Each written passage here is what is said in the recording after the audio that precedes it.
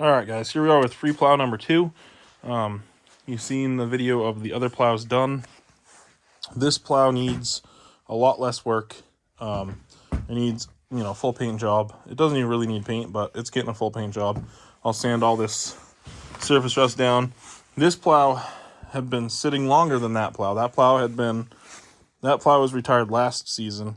This plow had been pushed over the bank, sitting in the dirt for like freaking at least 3 years, because I think it was like 3 years ago the guy asked us if we wanted this one, and I didn't have a skid steer at the time, and well, now I don't have a skid steer at this time either, but whatever.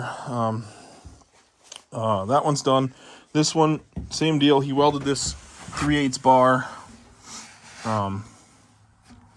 He did some stitch welding on the front and the back, so it's not as easy as just cutting these stitch welds, because there's like 20 of them on the front and 20 of them on the back. There's a lot of them.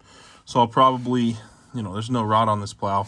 But so what he did was, with this welded, he hit something with the trip edge and it ripped this right here, because the trip edge can't trip. So it applied so much force here that it ripped that. It ripped that right there. And then same thing over here, you can see his stitch welds right there. It ripped right at his stitch weld.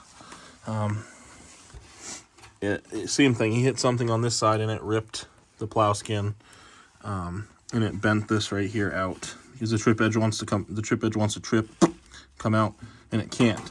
So anyway, he said this one, when he hit whatever he had hit, I'm guessing on that side, because that side's ripped way more, threw him into the windshield of his skid steer.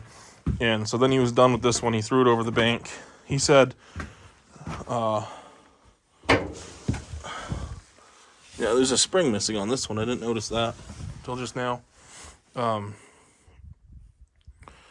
Anyway, he said that it didn't have enough spring power, so he welded the trip edge. But that makes no sense to me, because all you would have to do is lift pressure up off the plow and the skid steer, and that trip edge would trip back even with just one spring.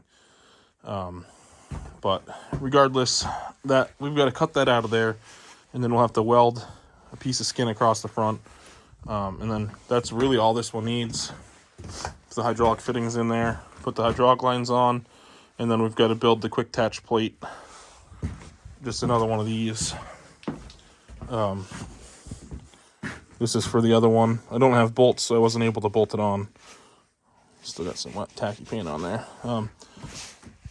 But regardless, so way less work on this one. Probably put this one up for sale and get it gone here this week. So hopefully it'll be gone quick. I don't know if I should get a spring for that or not. That's the question. Should I get a spring for that, or is that? Oh, it's broken off. Oh, okay. So that's broken right off.